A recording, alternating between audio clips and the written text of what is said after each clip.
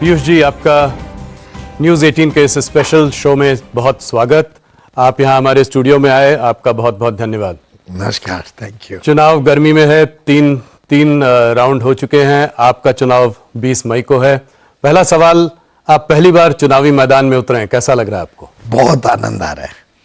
मैं माननीय प्रधानमंत्री नरेंद्र मोदी जी का कृतज्ञ हूँ कि अब 40 साल राजनीतिक क्षेत्र में काम करने के बाद मुझे ये मौका मिला कि मैं लोगों की अदालत में जा सकूं, जनता के बीच जाके उनके दुख सुख को महसूस कर सकूं ऑन द ग्राउंड।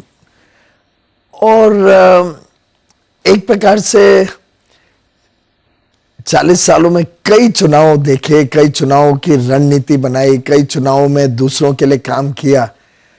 यहां तक कि मैंने माननीय लालकृष्ण आडवाणी जी का पहला चुनाव जी 1989 में, वो पहली बार लोकसभा का चुनाव लड़े और उसके पहले कभी कोई चुनाव नहीं लड़े थे जी।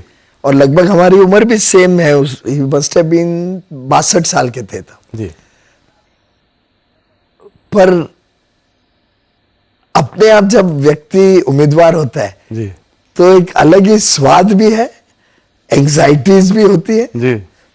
और ओवरऑल देखे तो एक मैच्योरिटी भी डेवलप होती है लोगों के बीच में जाके, उनके साथ रोजमर्रा का जीवन बिता के। महाराष्ट्र पे लौट कर आएंगे, आपके चुनाव क्षेत्र पर भी बात करेंगे, पर आप आज हमारे साथ हैं। आप नेशनल लीडर हैं, आपने बहुत मंत्रालय संभाले हैं। एक समय में तो मुझे लगता है सबसे ज्यादा मंत्रालय आप संभाल रहे थे सरकार में। मैंने अभी अमित शाह जी का इंटरव्यू किया, उनसे पहला सवाल पूछा, मैंने कहा ये आपका नारा था अब की बार 400 पार, तो क्या ये नारा अभी भी अपने आप में खड़ा हुआ है या गाड़ी पटरी से उतर रही है? पूरा कायम है जी।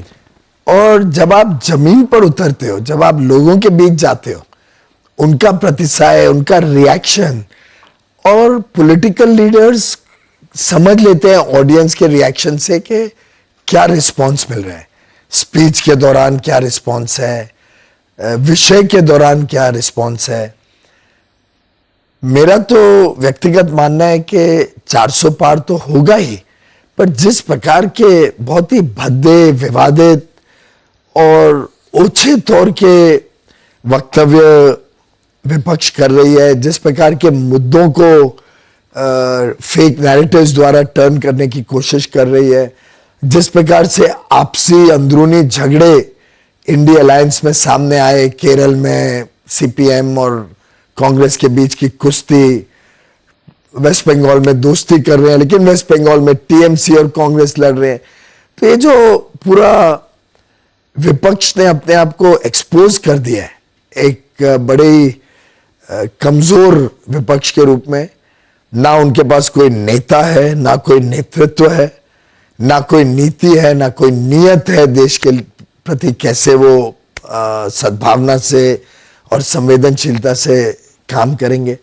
ऐसी परिस्थिति में प्रधानमंत्री नरेंद्र मोदी जी के 10 वर्ष का कार्यकाल और उनके 50 वर्ष का बेदाग सामाजिक जीवन जी। ये अपने आप में लोगों को प्रोत्साहित करते हैं और विश्वास दिला रहे हैं उनको कि मोदी जी ही है जो इस देश को विश्व पटल पर लेके जाएंगे। इधर कुछ देखा है कि मतदान कुछ कम रहा 2-3 चरण में।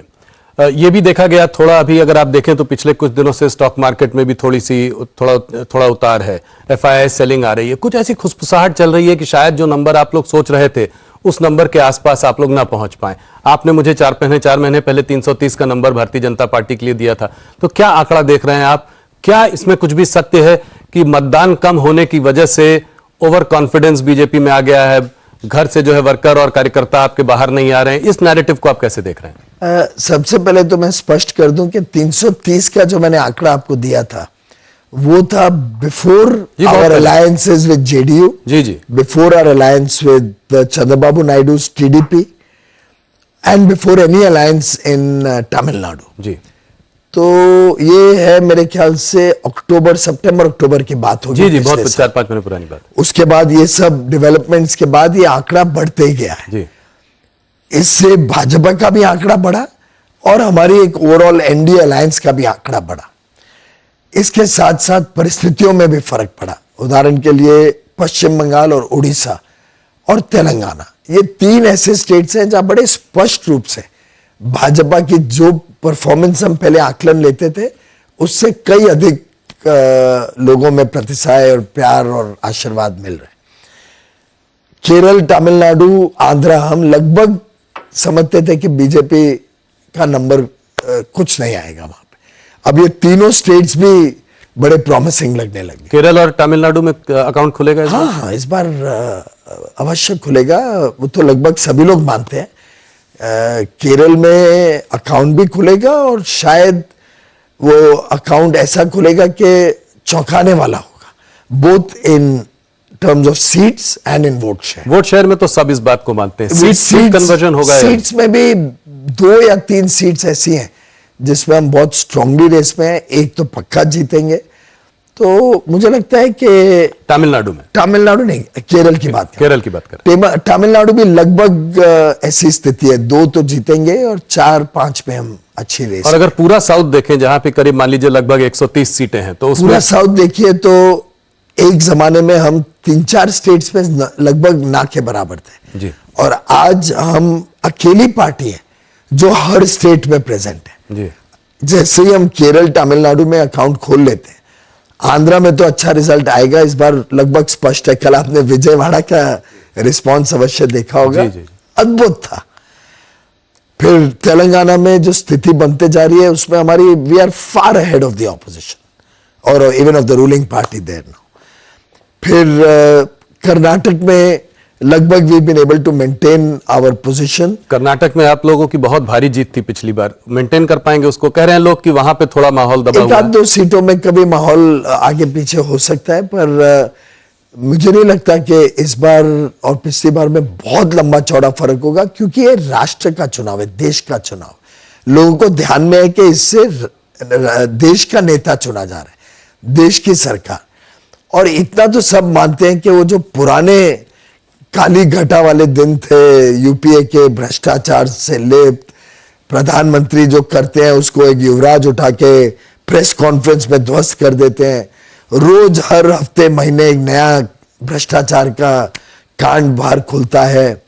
प्रधानमंत्री इतने निहत्थे के बोलते हैं मैं क्या करूं भाई, these are compulsions of coalition politics. इस प्रकार की सरकार आज देश में कोई हिस्से में लोग नहीं चाहते। तो दक्षिण में जो माननीय अमित शाह जी ने कल कहा, मैंने भी ईमानदारी से सोचा नहीं था उस दिशा में, फिर बाद में जब आंकड़े जोड़ने और देखा तो मुझे ध्यान में आया कि और कोई पार्टी नजदीक भी नहीं आती है।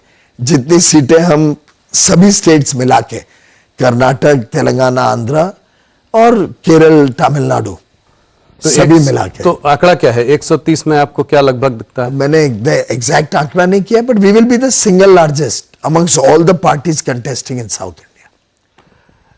पीयूष जी, थोड़ा सा बड़े मुद्दों पे एक आध बात करते हैं। अगर आपको इतना ही कॉन्फिडेंस है कि 400 पार आराम से होगा, भारतीय जनता पार्टी की 370 सीटें आएंगी, तो जो ये चुनाव का मोमेंटम शुरू हुआ था, तो आप लोग डेवलपमेंट की बात कर रहे थे, इकोनॉमी की बात कर रहे थे, अपने मोदी जी के कार्यकाल में जो भी बड़े बड़े काम हुए हैं उनको गिना रहे थे। इधर खास करके 2 चरण के बाद ये देखने को मिला कि अब जो है पूरा चुनाव हिंदू मुसलमान पर आ गया है। प्रधानमंत्री जी ने भी राजस्थान में अपने रैली में इसकी बात करी, यहां तक कि यह बात हुई कि कांग्रेस जो है वेल्थ डिस्ट्रीब्यूशन की बात कर रही है, हिंदुओं का जो है कि जमा पूंजी लेकर मुसलमानों में बांट देगी, घुसपैठियों में बांट देगी। इसको आप कैसे देखते हैं? इसकी क्या जरूरत है इस समय इस बात को उठाने? हमारी तरफ से तो ये निकला ही नहीं। आप आज भी मोदी की गारंटी खोल के देख लीजिए, बहुत ही पॉजिटिव नैरेटिव है जी। हमने हर विषय को बड़ी गंभीरता से और गहराई से देश के समक्ष रखा है। एक विजन रखी है कि कैसे अमृतकाल में हम विकसित भारत बनेंगे और उस दिशा में क्या क्या कदम उठाए जाएंगे हमारी तीसरी टर्म में।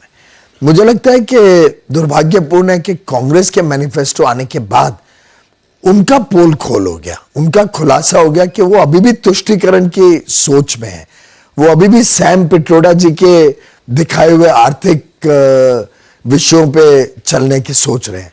उनके लिए अभी भी जो भेदभाव की राजनीति है वो प्राथमिकता लेती है। और उन्होंने जिस प्रकार के भ्रम पैदा करने की कोशिश की समाज में, उसको हमें लोगों के बीच में ठीक से प्रेजेंट करना आवश्यक लगा। और मैं समझता हूं डेवलपमेंट और पॉजिटिव एजेंडा की बातें हमने नहीं बंद किया लिखनी, पर स्वाभाविक रूप से मीडिया हो, सोशल मीडिया हो, उसमें चटपटी बातें, थोड़ा बहुत एक्साइटमेंट या टीआरपीज और हेडलाइन हंटिंग तो रहती है। तो इससे ऐसा सा फील होता है कि ये नैरेटिव चेंज हुआ है। पर आप कोई भी हम में से किसी का भी, माननीय प्रधानमंत्री जी का, अमित भाई का, माननीय जेपी नड्डा जी का या राजनाथ जी का भाषण देखें, या हम जो कैंडिडेट्स हैं हमारे लेवल के भी भाषण देखें, तो बड़ी सकारात्मक सोच के साथ हम जनता के बीच जा रहे हैं, पॉजिटिव नैरेटिव को प्रमोट कर रहे हैं। कैसे ये चुनाव देश का भाग्य विधाता वाला चुनाव है, देश का भाग्य बदलने वाला चुनाव है, उस चीज पे हमारा फोकस ज्यादा रहता है। ये चुनाव तय करेगा कि मोदी जी प्रधानमंत्री बने बनाम, आई थिंक, प्रश्न चिन्ह है। क्योंकि चाहे वो लोग ने कह दिया है कि हम 5 साल में 5 प्रधानमंत्री बनाएंगे, लेकिन ये नहीं तय कर पा रहे हैं कि वो 5 भी कौन होंगे, ये नहीं तय कर पा रहे हैं कि पहला प्रधानमंत्री कौन होगा। उनका कहना यह है कि उन्होंने ये सब नहीं कहा है, ना उन्होंने इस बारे में ये बात की है, या ना उन्होंने मैनिफेस्टो में किसी मुसलमान शब्द का प्रयोग किया है। उनका कहना है कि आप लोगों ने इस बात को आगे रखा है। तो ये निष्कर्ष आपने कैसे निकाला? राहुल जी, आप देखिए कि सैम पिट्रोडा जी उनके सबसे नजदीकी सलाहकार हैं जी, और वर्षों से, आज की बात नहीं। जी जी, और वो तो टॉम टॉम करते थे उस बात जी को। जी, दुनिया भर में सैम पिट्रोडा जी इनको लेके जाते थे ओवरसीज कांग्रेस के नाम से, और वहां पे भी वो देश के बारे में बड़ा बुरा भला कहते थे। अब ऐसा व्यक्ति जब 55% इनहेरिटेंस टैक्स की बात उसी समय करे, और मेरा मानना है कि जरूर मैनिफेस्टो में भी उनका हाथ रहा होगा। जी। अब एक तरफ मैनिफेस्टो आए, वो कहे कि सबकी जमा पूंजी की हम ब्यौरा लेंगे, सबको जांच करेंगे, आपने जो सेविंग्स की हम निकालेंगे, और रीडिस्ट्रीब्यूशन ऑफ वेल्थ की बात करें। तो भाई, जमा पूंजी रीडिस्ट्रीब्यूट करने के लिए पहले आपसे तो खींच लेनी पड़ेगी ना, जी। चोरी कर लेनी पड़ेगी। तो स्वाभाविक रूप से वो यही कह रहे। और फिर आप देखिए 3 चीजें जो हुई एक साथ। एक, मैनिफेस्टो कहता है आपकी संपत्ति का हम पूरा जांच करेंगे, हर एक मिडिल क्लास आदमी की, देश के हर व्यक्ति की। तो साधारणतः तो देश में जैसे 25 करोड़ लोग गरीबी रेखा से बाहर निकले, तो साधारणतः तो अधिक मिडिल क्लास ही है, तो उनकी सबकी संपत्ति का ब्यौरा लिया जाएगा। दूसरा नैरेटिव कहा जाता है जनसंख्या के आधार पर हम रीडिस्ट्रीब्यूशन ऑफ वेल्थ करेंगे। तीसरा एक नैरेटिव क्रिएट होता है कि जो माइनॉरिटीज हैं उनके साथ, जबकि एकदम झूठ है, मोदी जी ने अन्याय किया है तो उनका पहला अधिकार है देश के रिसोर्सेज पे, ये उनके प्रधानमंत्री जी का भी, पूर्व प्रधानमंत्री का बयान है। और चौथा, उसी समय सैम पिट्रोडा जी इनहेरिटेंस टैक्स की बात करते हैं कि अमेरिका की तरह 55%, छोटा मोटा भी नहीं जी। हमारे यहाँ भी इनहेरिटेंस टैक्स था पहले जी। पर छोटा सा था। 55% टैक्स की बात करना कि भारत के लिए अच्छा होगा। अब ये चारों को जब आप कड़ियों को जोड़े, तभी तो समझ में आता है कि कांग्रेस की सोच क्या है और राहुल गांधी और उनके मित्र पक्ष किस दिशा में देश को लेकर जाना चाहते हैं। प्रधानमंत्री ने कहा है कि इस मैनिफेस्टो में मुस्लिम लीग की छाप है, यह कैसे आता है? देखिए, कांग्रेस के सभी इतिहास में आप काम देखें तो उन्होंने भाषा के आधार पर, प्रदेश के आधार पर, धर्म के आधार पर, और अब तो आपकी और मेरी स्किन के कलर के आधार पर, चमड़ी के रंग के आधार पर भी उन्होंने भेदभाव किया है। अब मुझे मालूम नहीं आपका क्या है, पर मैं तो महाराष्ट्र में हूं, तो मैं किस कैटेगरी में आता हूं वो आपके व्यूअर्स को बता देना। पर कितना दुर्भाग्य है कि इन्होंने जीवन भर इस प्रकार से लोगों को बांटने की कोशिश की है। इनकी हर योजना में भी लोगों को बांटा जाता था। आखिर सच्चर कमेटी क्या थी? लोगों को एक एक स्टेट में पूछताछ करने निकाला था कि आपने मुसलमानों के लिए क्या स्पेसिफिक पॉलिसी या स्कीम निकाली है। और कितना, मैं समझता हूं, दुर्भाग्यपूर्ण था कि अगर हम इंफ्रास्ट्रक्चर, रोड का प्रोजेक्ट बनाएं तो क्या, या रेलवे को एक्सपैंड करें, तो क्या उसमें यह तय किया जाएगा कि इसमें कितने % मुसलमानों को आरक्षण दिया जाएगा उस रोड को इस्तेमाल करने के लिए। ऐसे ही अगर आप देखें तो कर्नाटक में या उनके राज्यों में उन्होंने बात की है कि मुसलमानों के लिए आरक्षण देना चाहिए। अब ये सब बातें तो मुस्लिम लीग किया करती थी। आप तो लोगों ने इनके करनी में और इनके कहनी में जो मैनिफेस्टो था और इनके काम जो है, इनके राज्य सरकार जो थोड़ी बहुत रह गई है, उसके काम को देखते हुए और जिस प्रकार से लगातार प्रभु श्री राम का अपमान करना, राम मंदिर के प्राण प्रतिष्ठा कार्यक्रम का बहिष्कार करना, राम के अस्तित्व को ही प्रश्न चिन्ह लगाना, कोई कांग्रेस के नेता कहे कि हमें राम मंदिर का शुद्धिकरण करना पड़ेगा, इस प्रकार के जब बयान सब आते हैं और उसको इस कॉन्टेक्स्ट में देखा जाता है कि ये लोग बात कर रहे हैं कि देश के रिसोर्सेज का पहला हक एक धर्म का, एक समुदाय का होना चाहिए, तो इससे ध्यान में आता है कि ये मुस्लिम लीग की तरह बात कर रहे हैं। ये ओबीसी का रिजर्वेशन लेकर मुसलमानों को दे देंगे, इसको आप कैसे देखते हैं? ये कहां से? ये तो सुप्रीम, ये हम तो रूल ऑफ द लॉ में विश्वास करते हैं। सुप्रीम कोर्ट ने एक तय कर रखी है सीलिंग, उस सीलिंग में आज OBC, schedule caste, schedule tribes के लिए रिजर्वेशन बांटी हुई है और मंडल कमीशन रिपोर्ट तो कब से आई थी, पर कांग्रेस ने कभी लागू नहीं की थी। एक गैर कांग्रेसी सरकार आनी पड़ी जिसने मंडल कमीशन से ओबीसी को आरक्षण दिया।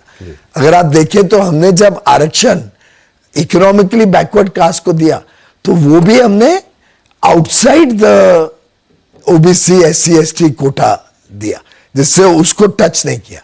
लेकिन सुप्रीम कोर्ट की क्लियर गाइडलाइंस है कि सोशल और इकोनॉमिक कारणों से जो रिजर्वेशन है वो एक सीमा तक हो सकती है और उसमें अगर ये मुसलमानों को जोड़ते हैं तो मुस्लिम धर्म में तो सोशल बैकवर्डनेस का सवाल उठता ही नहीं है कि उसमें तो कास्ट सिस्टम है ही नहीं। तो स्वाभाविक रूप से एक तो ये नॉन कॉन्स्टिट्यूशनल है, अनकॉन्स्टिट्यूशनल है, पहली बात ये देना ही अनकॉन्स्टिट्यूशनल है, और अगर उसको देने की कोशिश करते हैं तो स्वाभाविक रूप से ओबीसी या एससी एसटी की रिजर्वेशन छीन के ये रिजर्वेशन देनी पड़ेगी। तो अगर एक धर्म के आधार पे रिजर्वेशन ये देना चाहे किसी को भी और उसके लिए ओबीसी एससी एसटी की रिजर्वेशन को छीन ले, ये कदापि ये देश स्वीकार नहीं करेगा। राहुल गांधी कहते हैं कि आप लोग जो है नरेंद्र मोदी चुनाव नहीं जीत सकते अगर उनके साथ ईडी, सीबीआई और ईवीएम ना हो। इसका साथ लेकर ही वो मैच फिक्सिंग करते हैं और चुनाव जीतते हैं। इसको आप कैसे देखते हैं? ईवीएम में कर्नाटक में वो चुनाव जीते या तेलंगाना में जीते तो उन्हें तुरंत रिजाइन कर देना चाहिए कि ईवीएम के चुनाव रिजल्ट्स गलत है, तो उन्होंने रिजाइन करके डिमांड करना चाहिए कि हम सरकार बनाने का बहिष्कार करते हैं, हम तो बैलेट बॉक्स वापस चाहते हैं और उसके बाद ही चुनाव में आएंगे। बार बार तय कर लें भाई क्या उनके मन में कल्पना है। सुप्रीम कोर्ट को भी ये जो इमोशनल और ब्लैकमेल करते रहते हैं कि अगर कोई सुप्रीम कोर्ट का फैसला उनके पक्ष में गया तो बड़ी डेमोक्रेसी से सत्यमेव जयते, सुप्रीम कोर्ट की तारीफ, और कभी रामलला का मंदिर के हक में गया कि रामलला का मंदिर बनना चाहिए तो तब ये सुप्रीम कोर्ट को क्रिटिसाइज करते हैं। ईवीएम का भी फेवर में आया, ईवीएम का भी फेवर में आया, एक सुप्रीम कोर्ट द्वारा तय हुए। और कितनी सिली बात है कि आज जो लाखों ईवीएम्स देश भर में इस्तेमाल होती है, they are not even interconnected on the net. मतलब इनका इतनी सोच ओछी है, मतलब I would say it is below contempt to even imagine कि देश में 12 लाख से अधिक कितने ईवीएम चलती हैं, दे आर नॉट इंटरकनेक्टेड। तो अगर किसी प्रकार का भी कुछ गलत काम हो तो 12 लाख ईवीएम्स को टैंपर करना पड़े, और उस हिसाब से अगर चले तो विपक्ष की किधर भी कोई सरकार या कोई चुनाव में जीतने का सवाल ही नहीं उठता है।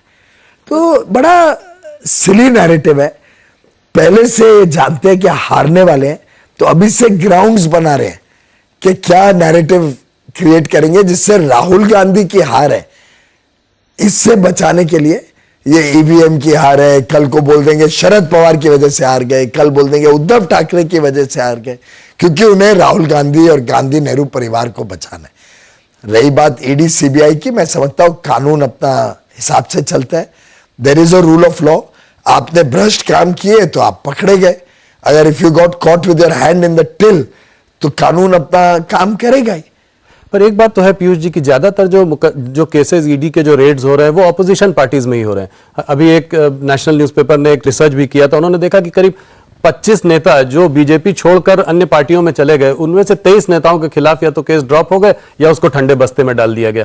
तो इसको कैसे देखें? मुझे लगता है कि law takes its own course, law takes its own time also, पर हमारी सरकार किसी केस में इंटरफेयर नहीं करती है।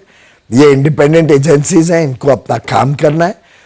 और मुझे लगता है before we take anybody in our party, हम ये भी देखते हैं कि किस व्यक्ति के ऊपर कैसा केस है और वेदर वो व्यक्ति हमारी पार्टी के इथॉस में फिट होगा कि नहीं। अगर किसी ऐसे कितने लोग हैं जो ज्वाइन करना चाहते हैं जिनको हम नहीं लेते हैं हमारी पार्टी में, अगर हमें लगता है कि उस व्यक्ति का बैकग्राउंड ऐसा है कि हम हमारी पार्टी में नहीं ले सकते।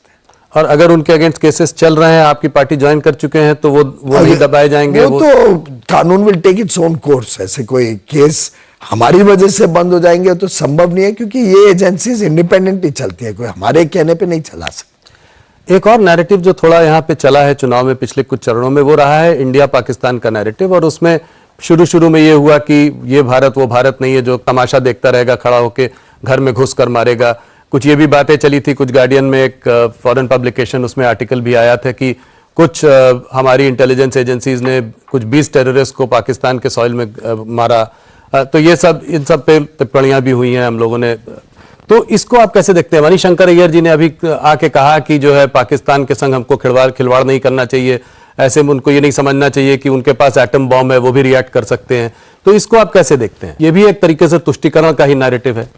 देखिए, भारत में बहुत स्पष्ट नीति है कि ना हम दूसरे देशों के राजनीति में इंटरफेयर करते हैं, ना दूसरे देशों ने हमारी राजनीति में इंटरफेयर करना चाहिए, पहली बात। दूसरी बात, पुराने जमाने में हमारी कमजोर सरकारें रही हैं, तो सब लोग जानते हैं।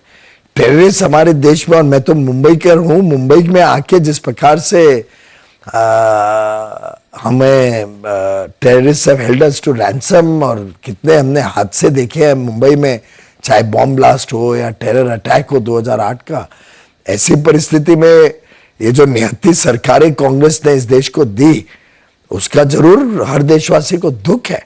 और आज हर देशवासी को गर्व है कि प्रधानमंत्री मोदी जी ने बालाकोट में एयर स्ट्राइक किया या उड़ी में सर्जिकल स्ट्राइक किया। एक बार देश का मनोबल बढ़ा, देश को सुरक्षा का एक माहौल मिला, देश में हर एक व्यक्ति ने अपने आप को सुरक्षित महसूस किया। और ये बड़ा मुद्दा है लोगों के बीच में। एक महिला ने मुझे देखते ही कहना शुरू किया, आप मेरी बात मोदी जी तक पहुंचाइए, क्या हम बहुत खुश हैं, मोदी जी को ही वोट करेंगे। और मैं एक महिला के नाते कहना चाहती हूं कि मैं अपने आप को सुरक्षित महसूस करती हूं आज भारतीय होने में। और फिर लंबा उन्होंने एक बड़ा ओजस्वी, बहुत एक्साइटमेंट के साथ 1-1.5 मिनट तक मुझे सुनाती रही कि मोदी जी को ये बताना, मोदी जी को ये बता। तो आई टेल यू, आज मूड ऑफ द नेशन है कि भारत को फाइनली स्वाभिमान मिला है। भारत अब झुकने वाला नहीं है किसी के साथ। ये जो नई सेंस ऑफ कॉन्फिडेंस आई है भारतवासियों में, मैं समझता हूं प्रधानमंत्री मोदी जी की लोकप्रियता का ये भी एक बहुत बड़ा कारण। ऑपोजिशन का कहना है कि पाकिस्तान को तो आंख दिखाते हैं, मगर जब चाइना की बात आती है तो उस पर जो है सीधा कोई जवाब नहीं देते हैं। तो चाइना ने हमारी जमीन हथिया ली, उस पर हमारा कोई, उस पर आप लोगों का? राहुल जी, हमारी जमीन चाइना ने बीजेपी के समय नहीं हथियाई थी, कांग्रेस के समय हथियाई थी। वो तो कांग्रेस कटघरे में, और कांग्रेस ने जवाब देना है कि हमारी जो जमीन चाइना ने उनके समय ली, जिस युद्ध को हम हारे कांग्रेस के समय, उसका जवाब तो दे पहले कांग्रेस। और भारतीय जनता पार्टी और एनडीए के शासन में भारत की सीमाएं सुरक्षित है। भारत के सेनानियों का, हमारे आर्म फोर्सेस का, सुरक्षा बलों का हौसला भी बुलंद है। आज मुंह तोड़ जवाब देते हैं अगर कोई हमारी तरफ आंख भी उठा के देखता है। पैंगोंग वैली का आपको याद होगा कैसे हमारे जवानों ने एकदम जवाब दिया, और एक व्यक्ति नहीं वहां अपने मोर्चे से हटा। आज उनको हमने इक्विप किया with the best of facilities, with the best of equipment. Congress के समय में तो आपको ध्यान होगा कि हमारी इक्विपमेंट या हमारी डिफेंस मैन्युफैक्चरिंग इतनी वीक हो गई थी जी। तो आज तो हमारे सेना बलों को नया हौसला बुलंद हुआ है। एक और मुद्दा जो इस चुनाव में आया है, और वो इकोनॉमिक एडवाइजरी काउंसिल जो है प्राइम मिनिस्टर की, उसमें जो जनसंख्या का उन्होंने एक एनालिसिस किया, उसमें देखा है कि मुस्लिम पॉपुलेशन 1950 से 2015 के बीच में करीब 43% बढ़ी है, उसका इजाफा हुआ है। Hindu population at the same time जो है करीब 7.8% गिरी है। ये इस मुद्दे को आप कैसे देखते हैं? वापस आप लोग सरकार में आएंगे तो क्या कदम उठाएंगे कि पॉपुलेशन कंट्रोल के लिए कोई कदम उठाएंगे क्या? ये समझने की कोशिश हम लोग कर रहे हैं। सरकार की तरफ से तो हमारी ऐसी कोई योजना नहीं है, लेकिन भारत की जनता ने इस विषय के ऊपर गंभीरता से अध्ययन करना चाहिए, सोचना चाहिए, इस पे डिबेट होनी चाहिए, मीडिया में डिबेट होनी चाहिए इस विषय के बारे में, और लोगों ने सोचना पड़ेगा कि क्या ये देश का जो बैलेंस है ये गलत दिशा में जा रहा है, क्या इसका परिणाम होगा आगे चल के। आज के दिन आप अगर दुनिया भर में चारों तरफ देखें तो कई देशों में चिंता का विषय उभर रहा है, और कई देश अपने अपने इस प्रकार के चेंज इन डेमोग्राफी के ऊपर चिंता कर रहे हैं, विचार कर रहे हैं। कई लोग तो कानून भी ला रहे हैं जी। पर भारत एक ऐसा देश है जो इंक्लूसिव है, हम सबको लेके साथ में लेके चलते हैं।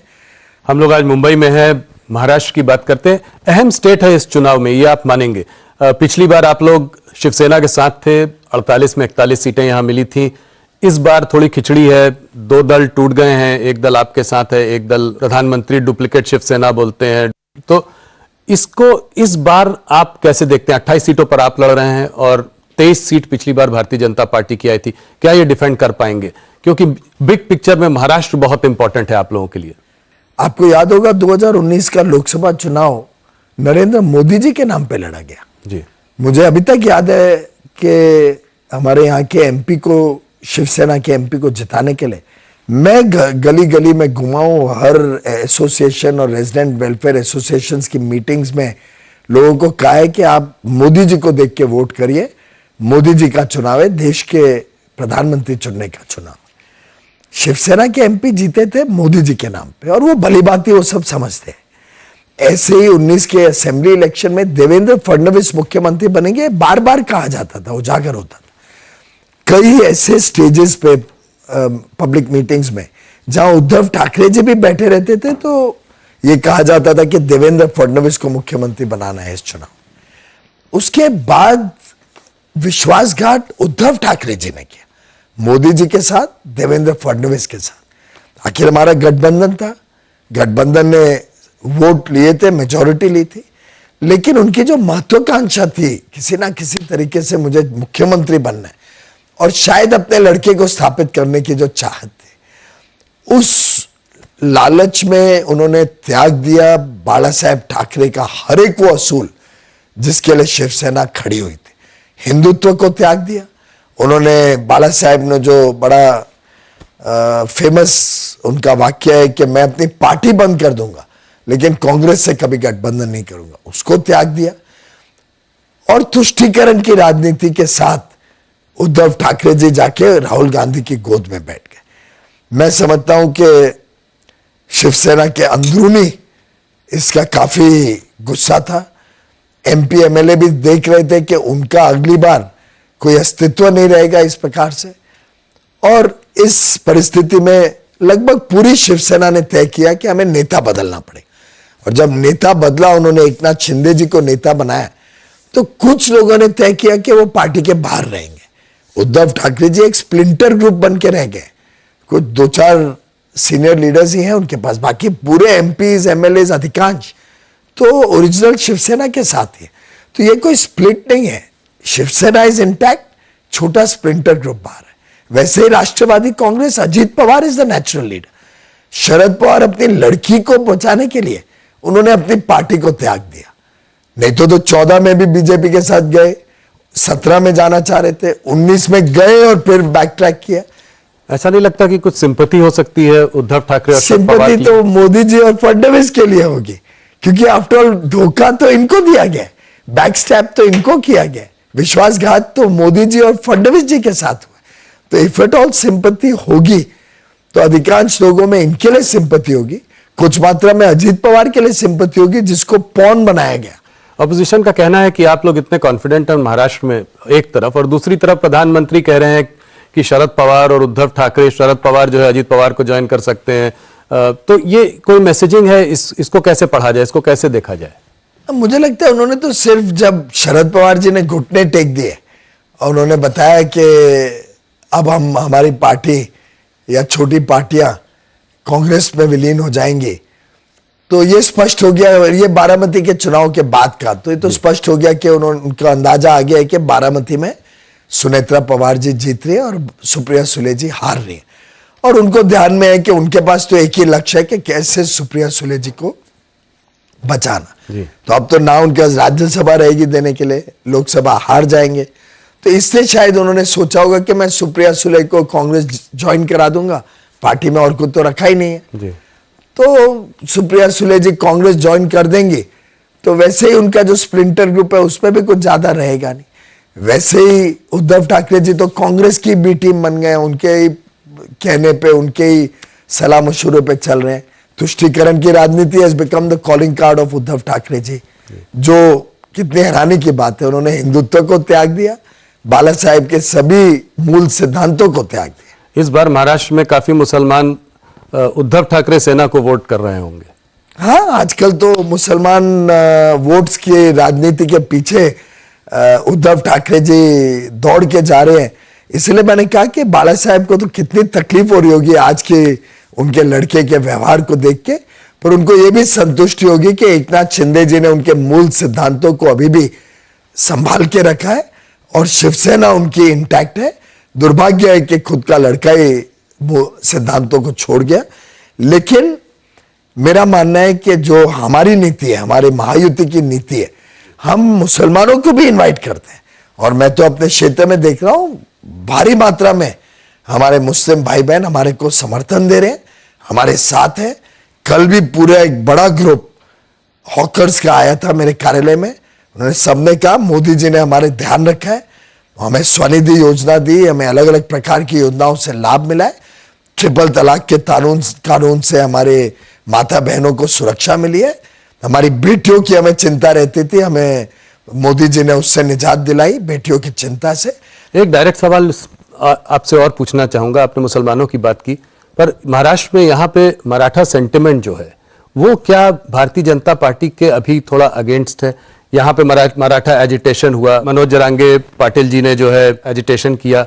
आज भी कुछ क्लैरिटी है क्या इसमें, क्या मराठा भारतीय जनता पार्टी के साथ है? और ये एक बहुत बड़ा वोट ब्लॉक है यहाँ। देखिए, पूरी मराठा समाज समझता है कि अगर उनके हितों की रक्षा कोई कर सकता है तो प्रधानमंत्री नरेंद्र मोदी जी, और मोदी जी और यहाँ पे हमारी महायुति की सरकार, ये जो डबल इंजन सरकार है, यही मराठा हितों का आरक्षण कर सकती है। वो जानते हैं कि उनका वोट अगर इधर उधर दे दें तो विफल हो जाएगा, ना कोई चुन के आ पाएगा, ना कोई उनके हितों की रक्षा कर पाएगा। तो मुझे पूरा विश्वास है कि मराठा भाई बहन महाराष्ट्र के मोदी जी के साथ है और मोदी जी को ही समर्थन आशीर्वाद देंगे। पीयूष जी, मुंबई नॉर्थ आपकी सीट, भारतीय जनता पार्टी का गढ़ रहा है, पिछली बार भी बहुत भारी जीत हुई थी। क्या पिछले बार के मार्जिन को बीट कर पाएंगे आप? ये तो जनता जनार्दन ही तय करती है क्या बीट कर पाएंगे क्या नहीं, पर अभी तक जो स्नेह, जो आशीर्वाद, जो समर्थन जमीन पे मुझे मिला है, जहां जहां मैं गया हूं मैंने देखा है, झुग्गी झोपड़ी हो, कोई समाज हो, कोई ऐसा व्यक्ति नहीं है, कोई ऐसा पूरे प्रदेश में, पूरे कॉन्स्टिट्यूएंसी में, क्षेत्र में मेरे को क्षेत्र नहीं दिखा, लोग नहीं मिले जिनका रत्ती भर भी मैंने नेगेटिविटी देखी हो। जी। समाज का हर वर्ग आज मोदी जी के साथ जाना चाहता है। ये वोट तो मोदी जी के लिए आशीर्वाद के रूप में उत्तर मुंबई के लोग देंगे। मोदी जी की गारंटी और मेरा दृढ़ संकल्प कि मुझे मोदी जी की गारंटी उत्तर मुंबई के लोगों के जीवन तक पहुंचानी है और उत्तर मुंबई को उत्तम मुंबई बनाना है, ये मेरी निष्ठा। मुझे विश्वास है कि बहुत ही अच्छी तरीके से लोग उतरेंगे वोट डालने, पिछली बार से अधिक वोट डालेंगे और वो वोट मोदी जी के लिए डालेंगे। कांग्रेस के जो कैंडिडेट हैं भूषण पाटिल, वो कह रहे हैं कि आप आउटसाइडर हैं, थोड़ा मराठी वर्सेस गुजराती कलर भी देने की कोशिश जारी है, इन सब से कुछ फर्क पड़ेगा? ये आप पहली बार मुंबईकर होने के बाद आप अपने को कैसे देखते? ये जब कोई विषयहीन होता है, जिसके पास कोई विषय नहीं हो जी, कोई प्रिंसिपल पॉलिसी विजन नहीं हो जी, किसी के पास कोई फॉलोइंग नहीं हो और मुद्दा भी नहीं हो जी, तो वो इस प्रकार के मुद्दों पे उतर आते हैं। और मजेदार बात देखिए ना, हम सब मुंबईकर हैं, आप भी मुंबईकर हूं, मैं भी मुंबईकर। कभी आपने अपने आपको दक्षिण मुंबईकर या उत्तर मुंबईकर बोला है क्या? आपके यहाँ इतने लोग हैं इस स्टूडियो में, मैं चाहूंगा आप सभी का एक पोल ले लीजिए। अगर एक भी व्यक्ति ऐसा बोले कि मैं मध्य उत्तर मुंबईकर हूं या मैं उत्तर पूर्व मुंबईकर हूं, जी, हम सब मुंबईकर हैं, हमें शान है, हमें गर्व है हमारे मुंबईकर होने का।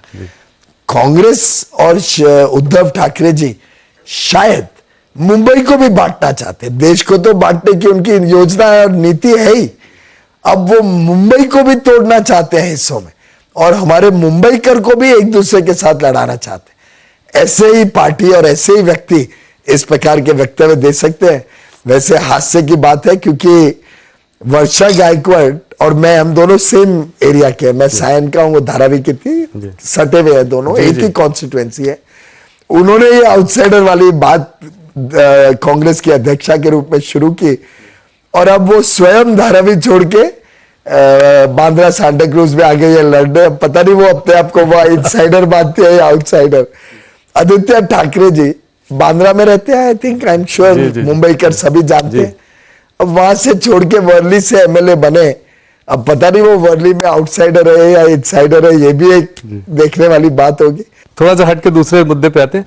मुंबई में बैठे हुए यहाँ पे भी तुष्टीकरण की बात चल रही है। कोई कह रहा था कि हेमंत करकरे जी को जो है आरएसएस के कोई सिंपैथाइजर पुलिस वाले ने मारा, उसको कसब ने नहीं मारा। इन सब चीजों को आप कैसे देखते हैं? मैं समझता हूं शर्म की बात है।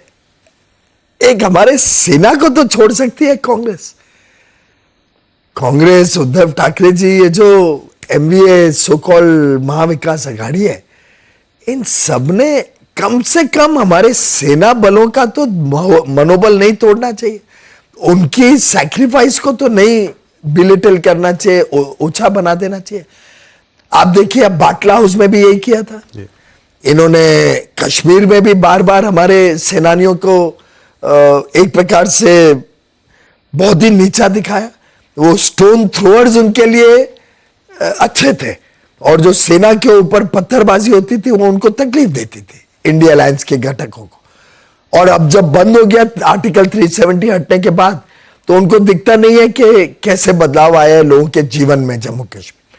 तो मुझे लगता है कि कांग्रेस आज जब हेमंत करकरे जी के बलिदान को इस प्रकार से तुष्टीकरण की राजनीति से जोड़ती है, या तुकाराम जी के जो शहीद होके जिन्होंने कसब को पकड़ा, या जो मेहनत और दिन रात काम करके उज्जवल निकम जी ने टेररिस्ट को फांसी पे चढ़ाया, या हमारे जो सुरक्षा बलों ने बाकी 9 टेररिस्ट को गन डाउन करके मारा और 2 दिन तक मुंबई रैंसम पे था, वी वर ऑन एज, जो हमारे सुरक्षा बलों ने मुंबई को बचाया, इन सब की सैक्रिफाइस को, और कितने सारे हमारे मित्र, मेरे स्वयं के मित्र उस 2008 के टेररिस्ट अटैक में अपने जान निछावर कर चुके हैं कि उनका जीवन चला गया इस अटैक में। ऐसे में इस प्रकार के बयान जब आते हैं कांग्रेस नेताओं से, तो मुझे लगता है कांग्रेस हो, उद्धव ठाकरे हो, शरद पवार हो, ये देश के साथ विश्वासघात कर रहे हैं, हर महाराष्ट्रन के साथ, हर मुंबईकर के साथ विश्वासघात कर रहे हैं। जमीयत उलेमा ने भी कहा है कि फतवा जारी किया है कि मुसलमानों को कांग्रेस, उद्धव ठाकरे और शरद पवार की पार्टी को जो है वोट देना चाहिए। राज ठाकरे जो कि आपके संग जुड़े हुए हैं इस वक्त, उन्होंने कहा है कि मैं भी फतवा जारी करता हूं, हिंदुओं को सबको भारतीय जनता पार्टी और शिंदे सेना और अजीत पवार जी को वोट देना चाहिए। कैसे देखते हैं आप इसको? देखिए, ये तो राज ठाकरे जी कोई रिलीजियस लीडर नहीं है जी, ये तो उन्होंने गुस्से में, आक्रोश में ये बात कही कि ऐसे फतवा देने का किसी को अधिकार ही नहीं है। ये तो एक प्रकार से it was a reaction and a counter attack. जी, जो फतवा रिलीजियस ग्राउंड पे, धर्म के आधार पे, धर्म के गुरु देते हैं, उस फतवे का हम घोर निंदा करते हैं। इस प्रकार का फतवा देके सामाजिक समरसता बिगड़ती है। और राज ठाकरे जी तो पॉलिटिकल लीडर है। पॉलिटिकल लीडर तो अपील करते हैं। पॉलिटिकल लीडर अपनी बात रख के लोगों का समर्थन, आशीर्वाद का अनुरोध करता है। ये तो गुस्से में उन्होंने ये शब्द इस्तेमाल किया। मैं समझता हूं इस प्रकार का फतवा देने का किसी मौला, मौलवी या किसी धर्मगुरु को अधिकार नहीं। क्या आपने कभी सुना है कोई भी और धर्म का कोई धर्मगुरु इस प्रकार का फतवा देते हुए, इस प्रकार का आदेश देते हुए कि सब लोग इन्हीं को वोट देंगे, नहीं तो भगवान नाराज हो जाएंगे, या उनके जो भी धर्म की आस्था के ऊपर कोई प्रकार का आहत होगी। मैं समझता हूं कि धर्म और राजनीति को मिक्स नहीं करना चाहिए। ये देश सेक्युलर है और सेक्युलर देश में धर्म की हम सबने अपने अपने धर्म की पालना करनी चाहिए। राजनीतिक मैदान पर हम सबने राजनीतिक और ठोस मुद्दों पर राजनीति और चुनाव लड़ने चाहिए। एक सवाल और, आप वाणिज्य मंत्री रहे हैं, रेल मंत्री रहे हैं, आपने रिफॉर्म्स में एक बहुत बड़ा योगदान और बहुत बड़ा पार्ट प्ले किया है। यहां का एक बड़ा मुद्दा है श्रम रिहैबिलिटेशन का मुद्दा। इसको आप एक सेंट्रल लीडर होने के नाते, एक जहां आपने इतने बड़े काम रिफॉर्म्स किए, इस मुद्दे को आप कैसे देखते हैं? कैसे इसको टैकल करेंगे? क्या सोल्यूशन है इसका?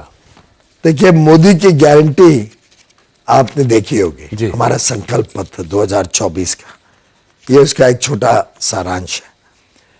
इसमें पहला ही जो अध्याय है, गरीब परिवारों की सेवा, जी, उसी में माननीय प्रधानमंत्री जी ने जो गारंटी दी है, उसमें स्पष्ट किया है कि स्लम भूमि पर स्लम पुनर्विकास के निर्माण को बढ़ाकर कम आय वाले परिवारों को उच्च गुणवत्ता वाले घरों में पुनर्वासित करेंगे।